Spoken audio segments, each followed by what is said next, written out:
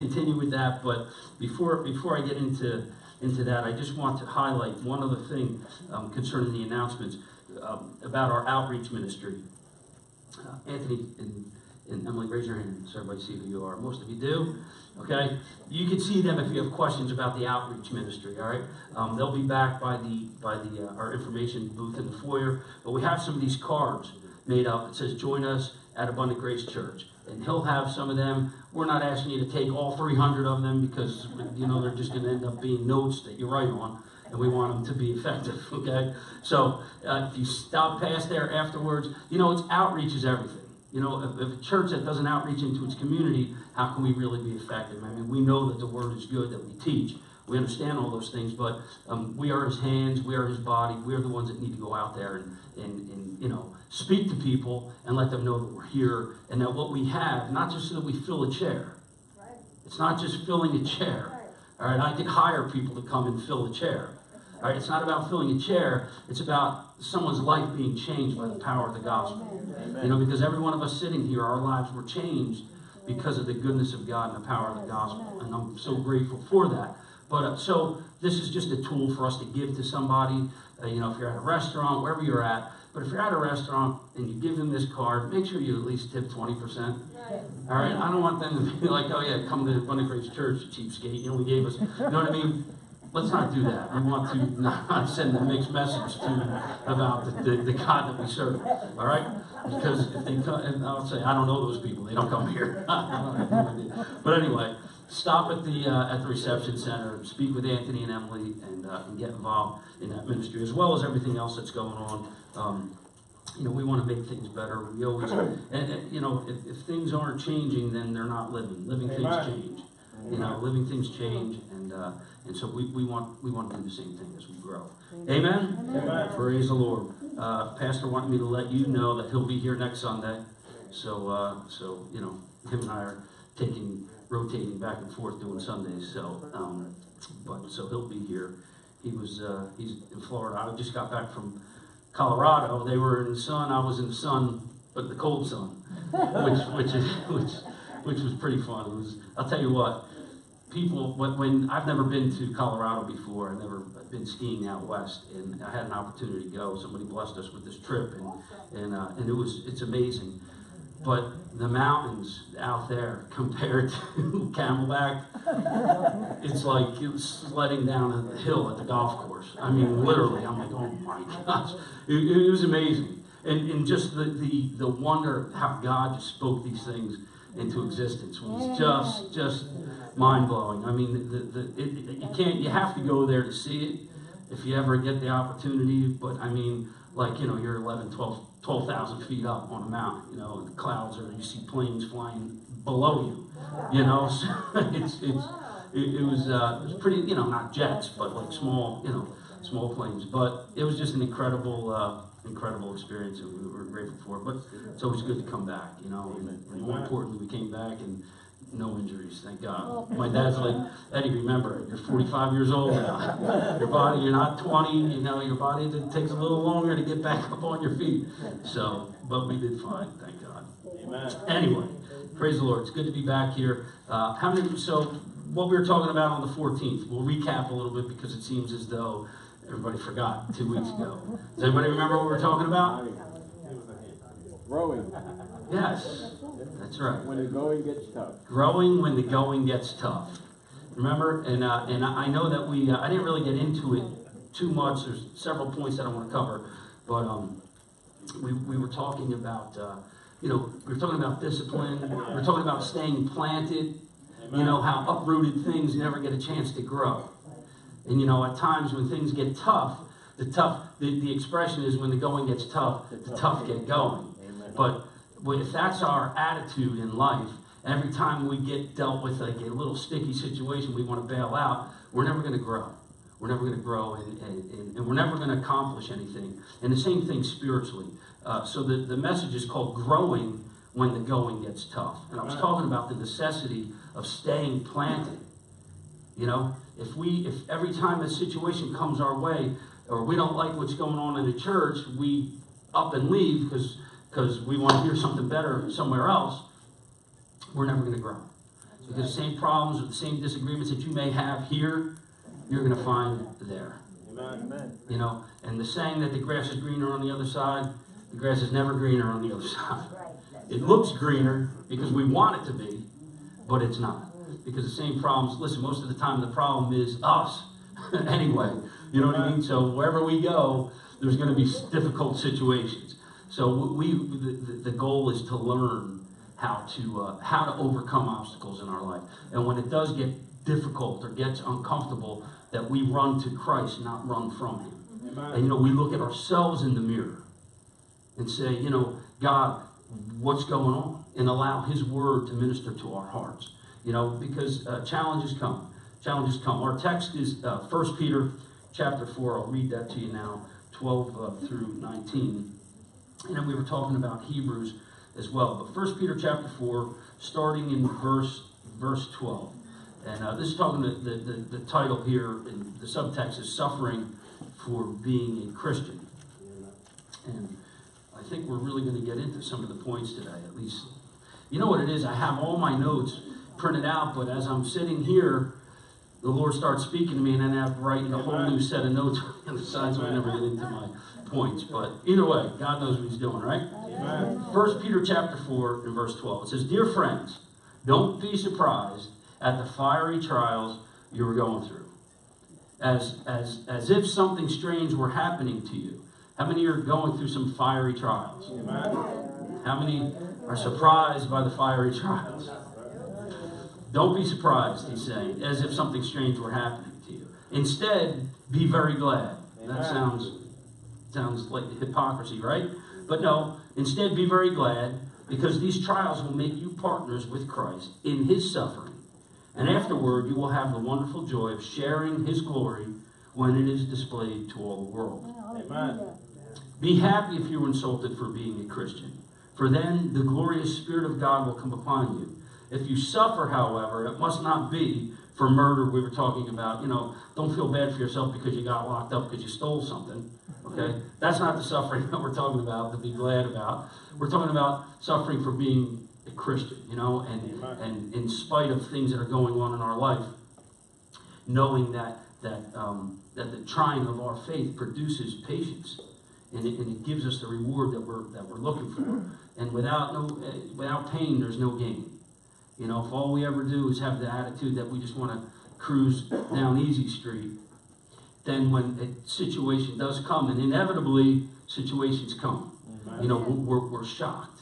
But when you're tough and you're hardened, and you have thick skin, and you've been through some things, you know how to stand. Yes. And you're not caught off guard. And that's what Peter's talking about here. And I said I was going to get into some of the history of what was going on back in this time. And so, you know what? Before we get away from this, I'm going to. Otherwise, I'll forget to go over that. I like history anyway. Amen. And Peter's talking to the Christians, and when he's writing this, and he's talking about suffering for being a Christian, and growing when the going gets tough. Peter's wrapping up his letter and is giving some closing remarks on the topic of suffering. And so this was just to build like a little picture of what was going on at the time. It was the summer of 64 AD. Okay? For 9 straight days, a huge fire swept through Rome and destroyed almost everything. I mean, we've seen these wildfires out west. You know, and fire, you can't stop fire. When it's going, I mean, it takes a lot to put fire out. So this fire for 9 days swept through Rome and destroyed almost everything. The emperor then was Nero. He was psychotic, to say the least. You could put him up there with Hitler as one of the most wicked men in all of history. He was known for killing everyone if he had the slightest suspicion that they were betraying him, albeit wife, brother, or closest general. He was also known for his desire to rebuild the city of Rome, and doing so by whatever means possible. So when this huge fire was set, and Roman troops were even stopping people from extinguishing them, and some troops were even starting new fires, the general population started to resent their emperor at an ultimate high. So one report said that Nero stood in the tower of wherever he was in Rome, and watched gleefully as the city burned to the ground. In fact, he was charmed by the loveliness of the flames. So this guy, he was stopping them from being able to extinguish this fire. So Nero needed to shift the blame on someone else. Now, picture what's going on here. They're burning the city down. The people want to put the fire out, and his troops are not allowing them to do it. Okay, so the people are starting to resent their leader. Which I don't know how you follow something like that anyway. But that's so Nero needed to shift the blame on someone else because the people were getting. He knew that he was losing them as their representative. So guess who? Christians. He shifted the blame on Christians. Christians were blamed as the scapegoat for burning Rome. This was ingenious on the part of Nero because Christians were already looked down upon and slandered for cannibalism, misunderstanding of what communion was. They used to say, "Oh, Christians, they're eating the body and blood of Christ." So he was that type of propaganda. Incest. Brothers and sisters were giving each other the holy kiss. So this is what they were slandering, how they were slandering Christians at the time. Dividing up families as individuals, like a woman coming to Christ in a marriage, as described in 1 Peter, how it came to Christ, and many other false accusations is what. I'm just trying to give you a little background so that we recognize the suffering that we're going through right now is like this, minuscule compared to what some of the things that were going on here. So Nero then led the assault to kill the Christians. You may remember when we talked about how he crucified some of them, he also captured others, using them as human torches to light his garden parties. This is what he was doing to Christians, allowing them to be sewn inside animal skins to be devoured by predatory animals, and by subjecting them to other heinous, unjust tortures. And did you know that this persecution would begin a 200-year campaign against Christianity? And that's what it was. One emperor after the other would seek to destroy Christians. But praise God, we are still here. Amen? Amen. But so I read you all that, and I know you're like, wow, that's a real downer, dude. Why did you have to bring all that? But because I want us to understand the context and what Peter was talking about. When he's telling them, dear friends, don't be surprised at the fiery trials that you were going through as if something strange were happening to you. Think about those words. Imagine that's what we're going through right now, and I stand up and say, guys, listen, don't be surprised by any of this stuff. And begin to exhort you. That's what Peter was doing. Instead, be very glad. Be happy if you were insulted. But it is no shame to suffer for being a Christian. Praise God for the privilege of being called by his wonderful name. So, the first point is tough times are no surprise. Tough times are no surprise. Obviously, we're not shocked. We're not surprised. We shouldn't be when tough times come our way. Problems arise out of nowhere. Sometimes, for me lately, it's been my car, man. Every, one thing after another with the car. And I'm like, all right, at what point do I just get rid of it? Or do I keep, you know what I mean? But, and again, I trust the Lord. And I'm like, God, you know what? And it's something as simple as that. And the car maybe sound, it's not so important, but it is when you don't have a vehicle and it costs you money to have to go get it fixed all the time. But maybe it's health, all of a sudden it's sickness. Any one of these things. What we need to know is that don't be surprised by it. But be happy instead. Not happy because of the problem. Happy in spite of the problem. Because our faith is in Christ. Yes, amen. And God is going to see us through. I mean, you believe that this morning, that God is on your side, and if God is for us, who can possibly be against us? Yes, things may come, problems come, situations may come, financial hardship, but you know what? If we'll stay the course, Amen. We have to stay the course. We have to stay rooted. We have to stay planted. When the going gets tough, that's not the time to bail out. Come on. It's not. That's the time to dig your roots in a little deeper and refuse to be torn down. Yes, amen. Because the devil will challenge us. He will continue to challenge us. Challenges will, listen, the only time challenges end is when we're in the pearly gates. But until that point, we're going to have challenges. We're going to have challenges, but praise God, he's made a way for us to overcome every one of them. If we'll do what his word says. if we'll do what his word says. So that's the other situation that they were talking about. So he's talking to them about suffering. And this morning, while I was getting ready before I came to church, I was thinking about some things came up in my heart when we were on our vacation. You know, we were at this one place, and you know, there's a band playing, and there's, you know, everybody's having a great time, and I like became overwhelmed, and I was enjoying the music with our friends. It was great, but it just like someone just drove a car into me, literally, and I stopped right in the middle, and I looked around. I'm like, these people do not know Christ. They're hooting and hollering, they're having a grand old time, but they don't know Jesus, I thought to myself. And here I am, the light of the world. I'm in here. God, what do I do? How can I even enjoy myself? You know what I mean? And I wasn't doing anything wrong, and neither were they. But it was just the idea of, man, if the Lord came back right now, I'm out of here. You know, I don't know about this dude up on the stage singing right now. You know, and it just impacted me in such a way, like how so many people don't know Christ. You know, and I don't know, for me it was such an eye-opener, and it actually ruined my time. I'm like, I gotta get out of here. I'm either gonna get up and preach on the platform, or I'm gonna leave, because I can't sit here and cheer with them. Yeah, this is great. Well, knowing that God forbid something happened to them, they're going to hell. My conscience just was like, so my wife's like, what's the matter? And I'm like, oh man, I got a headache. She's like, what? So, you know, we ended up leaving, and I was talking to her, and I'm like, you know, I just out of nowhere, it just rose up, and it's not out of nowhere, it's the Spirit of God, you know? Right. Amen. Quickening us, you know, and then I was like, Lord, give me, if there's an opportunity, if I have I will get up and do whatever you want me to do, but I don't like this feeling that I have right now, knowing that, you know, so we ended up leaving, and everything else was good. But so this morning, as I was preparing this, and I knew I was going to continue, and this is probably going to go on until 2019, but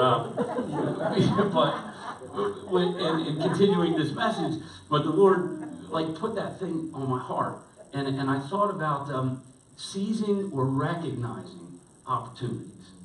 So we're going to like shift gears a little bit here, and we're going to talk about, you know, recognizing opportunities when they come up. Right. And I want you to understand this, because then we, so the rest of the week was great, and, you know, we ended up flying into Philly, got in like 11 o'clock at night into Philly on Friday night, and I didn't have necessarily a ride lined up to get from Philly back to Tom's River. And just a little minor oversight, no big deal, you know. So, and not even an oversight. I had somewhat of a plan that I thought I'd call whoever, and anyone that I thought I'd be able to call didn't happen. So I ended up having to Uber, okay. Which I've Ubered from Fort Lauderdale to my parents' condo, which is like 7 minutes, costs you like $7, and that's it. That's my Uber extent. You know, I don't really Uber. And now I'm thinking I got an Uber from Philadelphia to Tom's River, and I said, I can't, this is going to cost me more than it did to fly out to Colorado. So, anyway, my wife's like, you know, we're tired, we get our luggage, I don't know where, like, Uber's going to pull up, I have nothing, you know, I'm on my app, I do the thing, and so this kid pulls up, and, you know, the car looks like it just got in a 6-car accident, and I'm like, my wife looks at me, and she's like, I'm going to kill you. I'm like, just go with this, please, just go with it. So, and I'm telling you all this because it was quite an experience, you know. So we get in if I knew you were there, I would have. Yeah. Were you really? Yeah. Oh, don't tell me that. I would have rather not known. But anyway, so this kid, I'm looking at him, and I'm like, dude, are you a legit Uber? I mean, that's what I'm thinking of myself. I don't know, you know. But I'm stuck. I'm in the airport in Philly. It's 11:30 at night. I mean, I don't have many choices here, you know. I don't know. Can I say, no, I don't want you. Let me get another Uber? I don't know. I don't know anything about it, you know. So he, like, grabs our stuff. He throws it in the car. And I'm like, okay, here we go. And I knew my wife was not happy at all, you know. So we're in the back seat. She's like, I can't believe this. I'm like, it's not my fault. I didn't order this guy. I mean, or that car. I didn't know. You don't know what you're getting, you know? So I tell the guy exactly how to go. I knew he had no idea. I'm like, where are you from? He said, I'm from Delaware. I'm like, well, what are you doing here? What do you mean you're from Delaware? He was like, yeah, well, it's pretty close. I'm like, okay, I guess. I said, but you know you got to go to Toms River, New Jersey right now? And he's like, really? I've never been to Toms River. And I'm like, I said, listen, take your little GPS down. I'm going to tell you exactly how to go. He said, well, I have to keep that on and going. I said, well, don't listen to what it's telling you, because it's going to take you, and I know you're probably going to take a 3-hour trip to get me home. It's going to cost me $500 by the time I get home. So I tell him, just go 95 to the Ben Franklin, straight down 70, all the way home. It's simple. Okay, no problem.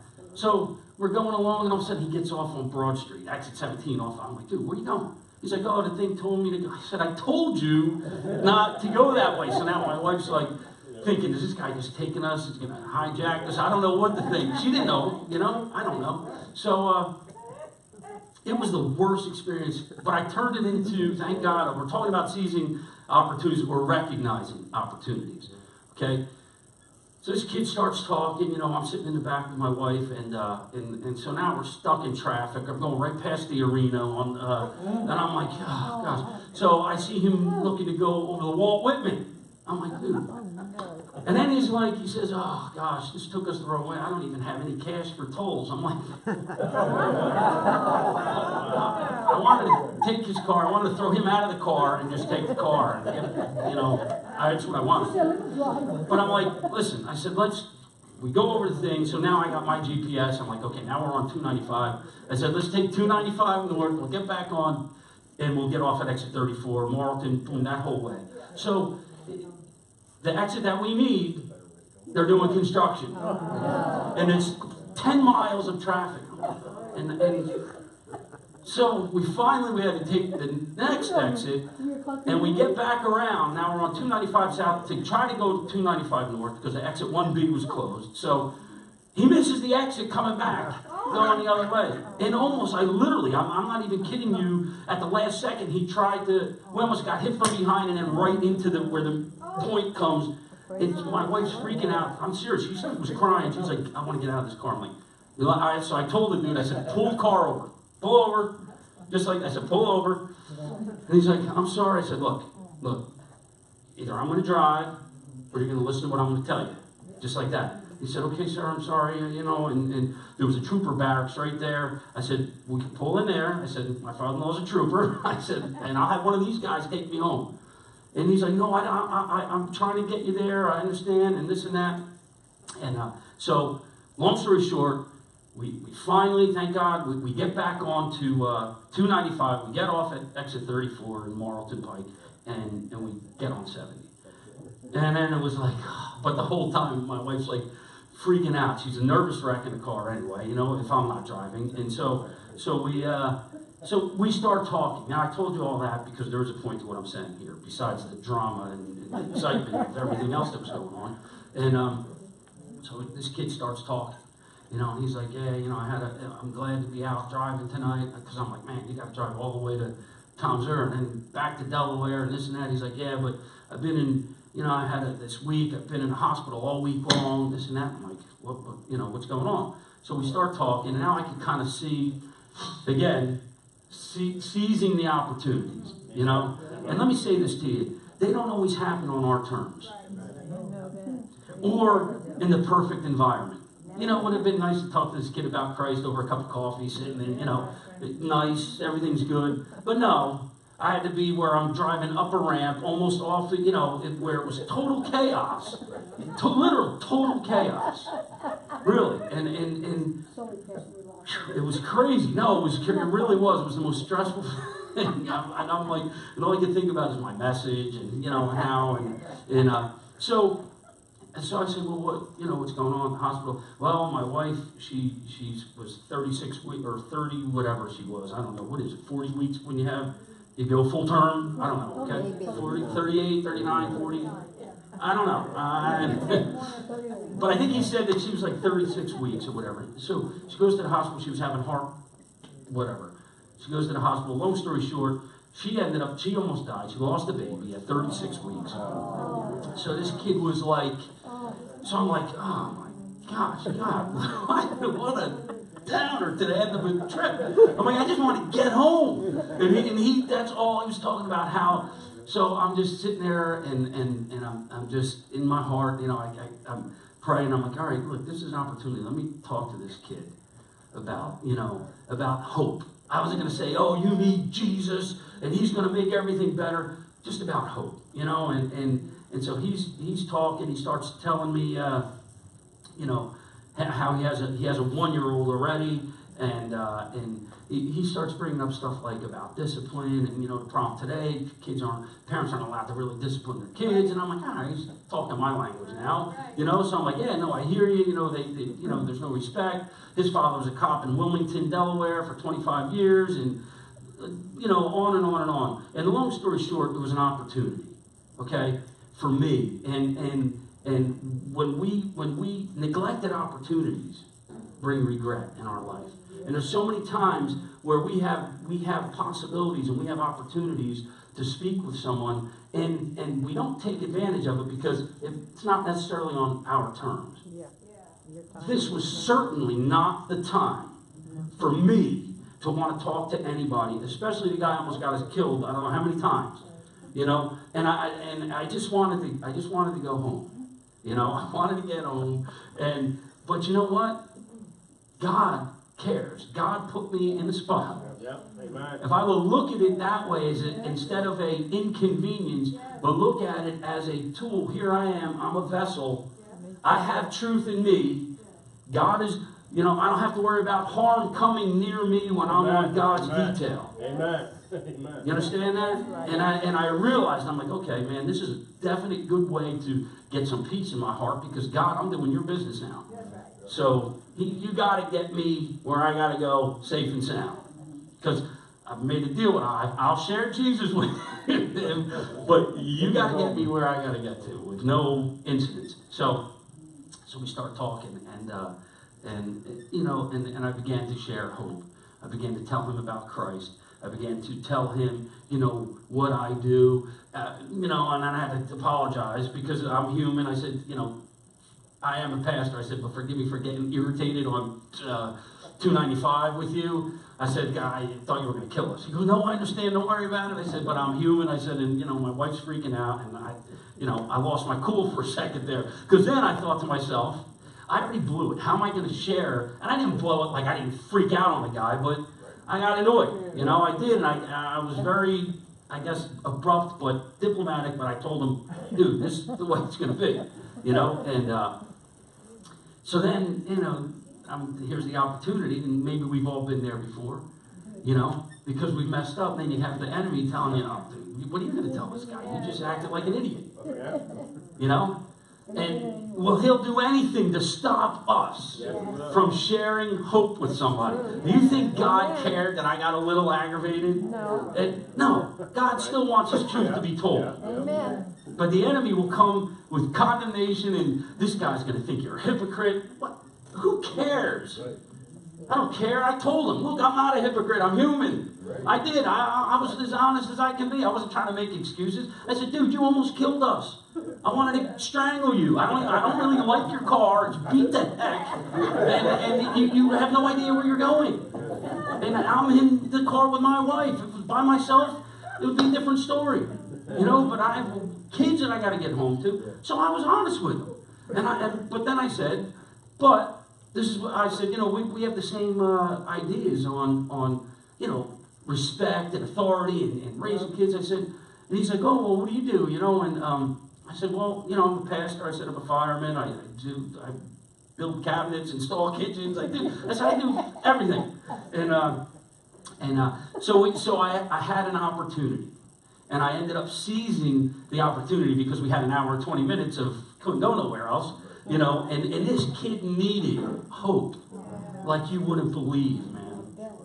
I just thought, what are the odds of me getting into, I'm used, like I said, in Uber in Florida for 7 minutes in a nice Cadillac or whatever it is, they come and pick you up. Cologne smells good, everything. This guy, like Rico Suave, taking me and everything's good. And this time, and that's what I'm thinking. Shame on me. I'm in Philadelphia, where it's freezing cold, going to Tom's River. And so I had this picture, and I think my wife did too, and it was nothing like what we imagined. So, needless to say, I will never Uber from Philadelphia to Tom's River again. That was my opportunity. I took it. I ministered to somebody, but never again. So next time I'm calling someone from here, or I'll make a plan ahead of time. I'll see if you're around up in that area. So, but I ended up sharing the gospel with this kid in a just a real practical way, you know. And he was so. We finally get to my house, and then I just got to be honest. Then I was gonna have him drop. I didn't even want this kid coming to know even where I live, and so I don't know. I just did. So I was gonna have him drop me off at the Wawa on Hooper and 37. I was gonna have my daughter come and get us. But then I thought to myself, this kid's gonna wonder what are you doing here? So I'm like, because I was telling Melissa, I'm like, text Angelina to come and get us at the Wawa. And she said, what do you mean? I said, I don't want to drive by my house. So anyway, he ended up taking a stride. I said, call her back, tell her forget it, because now, you know, I had more of a rapport with this kid. I was sharing Jesus with him, and you know, and I gave him on top of what it cost, and I don't know how they get paid, but I gave him almost what the trip cost in the tip, and the kid was like, what? You don't have? I said, look, man. I said, I want to. I said, I appreciate you taking us, even though you almost killed us. I appreciate you getting us home. I said, put some gas, pay for your tolls, you know, whatever. Take care of your wife in the hospital, you know. And I prayed for him. I said, and I'll continue to pray for you. That things will, and you could see like hope return to this kid's face. And so I was thinking about all that, and it does have to do with suffering, because you know what? I was suffering in that car. I'm not kidding you. I couldn't believe it. I was like, if it was more of an area that I knew, I would have said, pull over, I'm getting out, and I'll call another one and see what happens. But I didn't even have a place to pull over to get out. I was standing on 295. I'm like, I can't wait here for another Uber. This is not going to work out. So I, you know, we prayed. There was an opportunity. And so again, coming back to as Christians, I told you this message is going to go to 2019 because I didn't even get any of the points. But I hope that what I'm sharing this morning is helping you in some way. The realness and the reality of our walk with Christ and the situations that we encounter. And if we look at our life, I do want to read one thing in here that I had. How many know who Chuck Swindoll is? Okay? Chuck Swindoll said this, and I think this is very appropriate to what we're saying here. If we view life as a schoolroom and God as the instructor, it should come as no surprise when we encounter pop quizzes and periodic examinations. I'm going to say it one more time. If we view our life as a schoolroom and God as the instructor, it should come as no surprise when we encounter pop quizzes and periodic examinations. Perfect case of what I just shared with you, my story of trying to, and it's simple. Those things, guys, those opportunities, if we live our life that way, those pop quizzes and those examinations are in front of us on a daily basis. And you know what? We may not recognize them like I didn't recognize it as, oh, this is a great opportunity for me to share God's love with this kid. Right. Because it wasn't the perfect environment. It wasn't on good terms where everybody was happy. We were miserable. We were tired. We just flew 4 hours. I just wanted to go home. But you know what? Boom, pop quiz. And it happens when we're suffering. So these are the things that Peter was talking about. Don't think it's strange when these fiery trials, when these situations pop up in front of you. Because our life is a schoolroom, it's a classroom, and God is the instructor. And at any given point, He can hit us with a pop quiz. Amen. Are we going to seize that opportunity? Yes, you were. You know? And I'll be honest with you, I almost missed it. I almost missed it.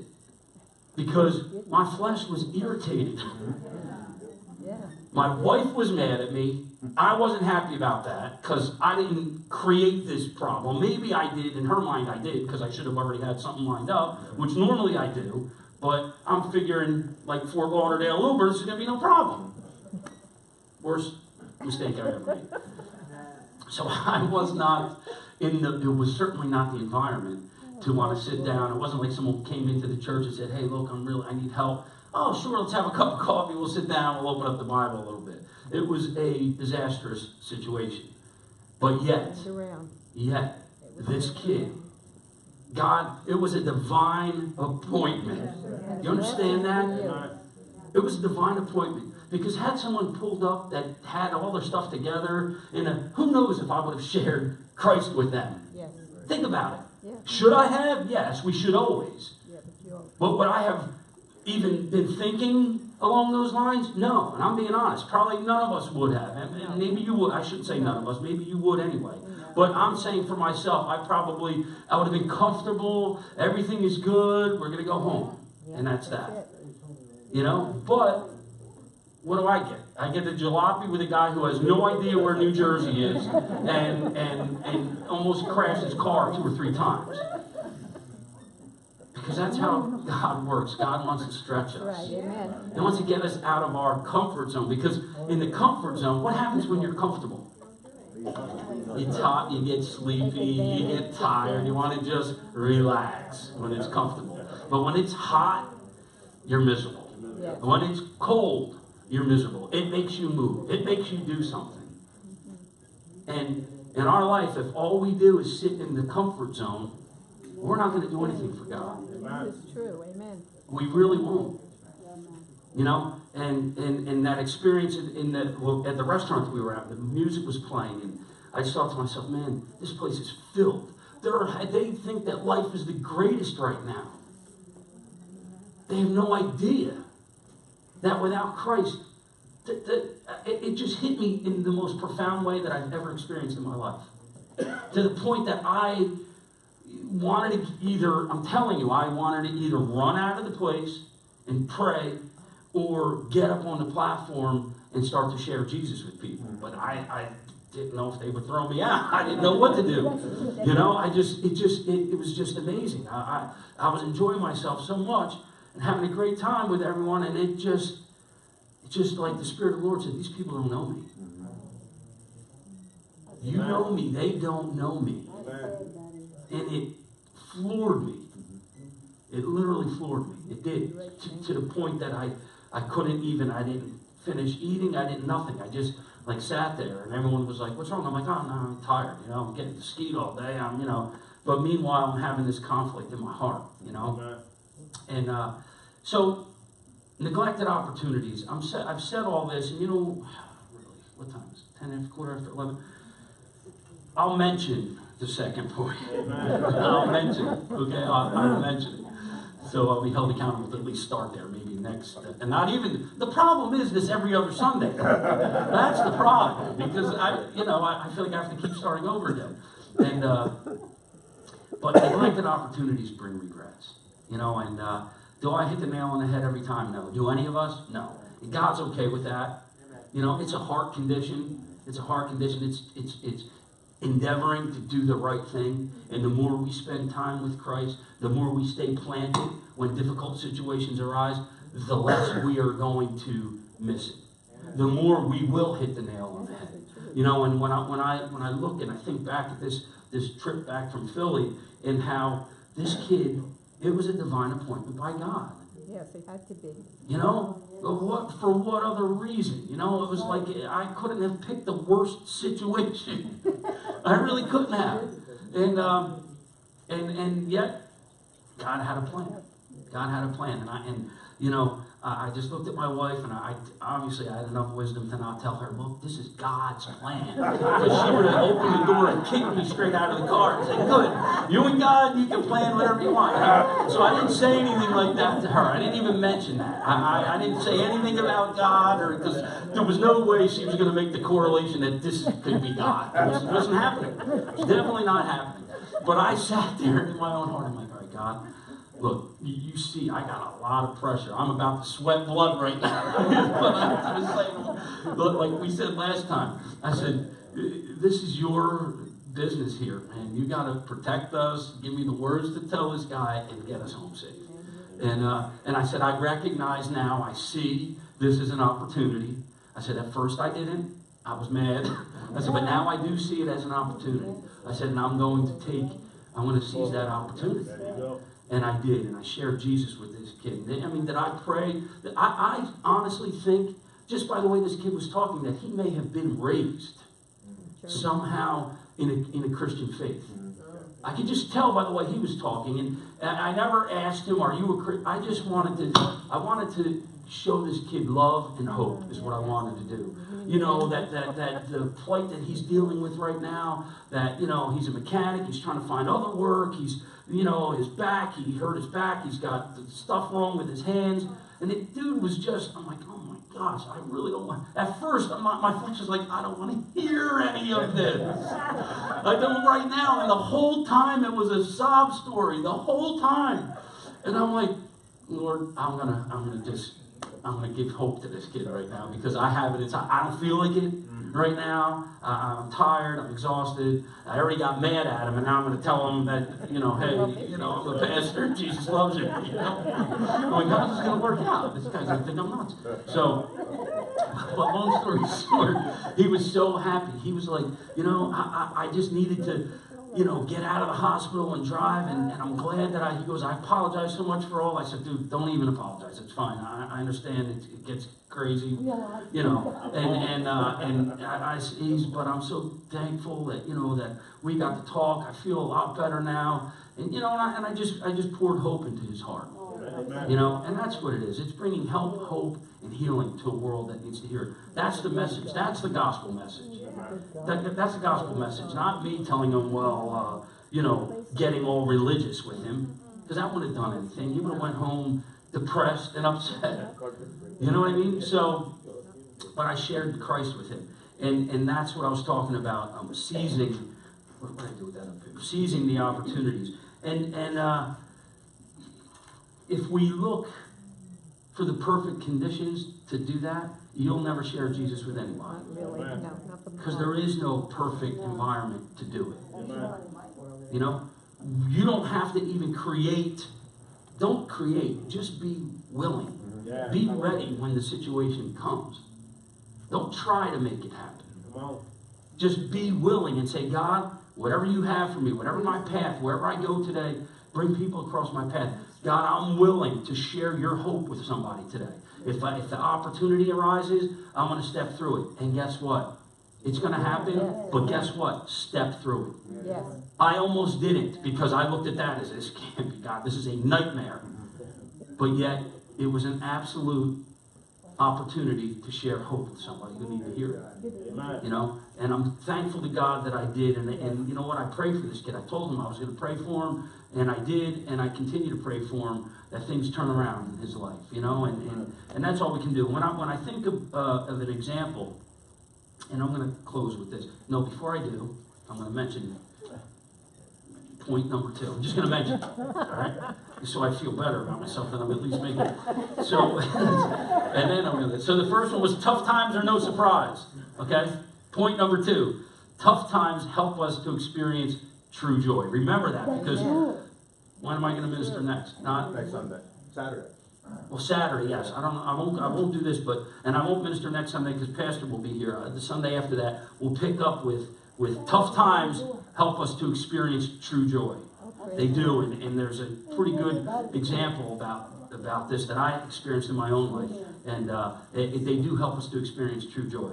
But wrapping up today, an example is what I thought of, you know, suffering and seizing opportunities was Joseph. To me, the story of Joseph is incredible. You know, Genesis chapter 40 and 41, and you know, I'm not going to get into the whole details of it. We all know the story of Joseph, and you know, he was minding his own business, doing his thing. His father loved him, and his brothers resented him, and they set him up, sold him into slavery, and that was the end of it. You know, and we think to ourselves, well, God, how could such an awful thing happen to such a good kid? You know, he was minding his own business. It's not right. Suffering. Yeah. Suffering wrongly. Okay? But what did Joseph do? He seized the opportunities. Yes. There's a guy in jail, and God starts using him. See, God will use you anywhere you're at if you're willing. It doesn't have to be the right environment. Doesn't have to be the perfect scenario. He gets sold into slavery, gets set up, and thrown into jail. He didn't even, it'd be one thing to be a slave, but God was starting to, and understand this as well. Just because you start getting blessed by God, and God starts using you, doesn't excuse you from suffering some setback. Because a lot of times we think, well, God, everything's going good in my life, and now all of a sudden this. I was doing, it was you who gave me that promotion. It was you who caused, and now all of a sudden I feel like I'm going backwards. Don't question God, okay? Don't question God. That doesn't mean anything. That does not mean anything. Don't think for 1 second that because it seems like you're going backwards when God has pushed you forward, like Joseph. Joseph gets sold, kept his attitude right, gets sold into slavery. God promoted him. He became number one in Potiphar's house. He was the man in control. And then all of a sudden, what happened? He gets set up. He gets set up. And it looks like God has taken his hand off Joseph. But no. He stayed planted. He stayed on God's side. Listen, church, if we can get a hold of this, this will help you immensely. It's helping me right now. Because in spite of that, things were good. I mean, let's face it, he kept it right. It was wrong to start with that they sold him. Okay? But in spite of all that, God promoted him. God honored him. Now he's got a position in what do you call his house? Like of honor. And he gets set up. Because you know what? The devil's always going to try to knock us and hit us and pick at us. Okay? But guess what? God's hand was still upon Joseph. Because now he goes to prison for something that he didn't do. And he's suffering now. But guess what? God has him there. There's an opportunity. And he seizes the opportunity. And we know what happens then. God begins to promote him again. See, it isn't that God made him have to go to prison.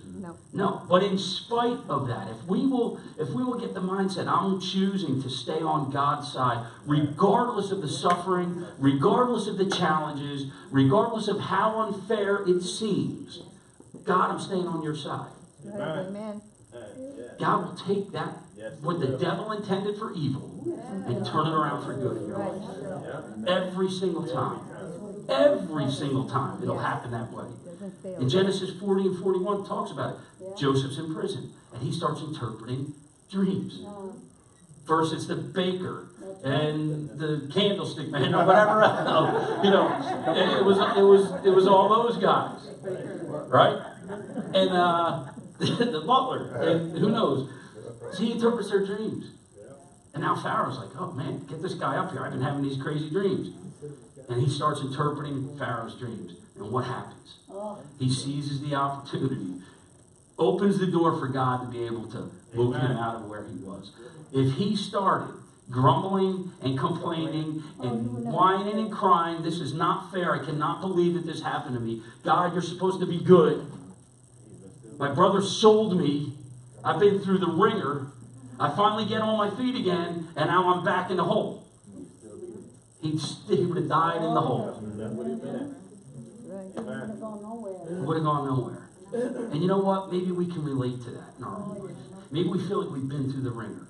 I'm telling you today that if you're suffering, count it all joy. Okay, count it all joy. Know that God is good. He's on your side.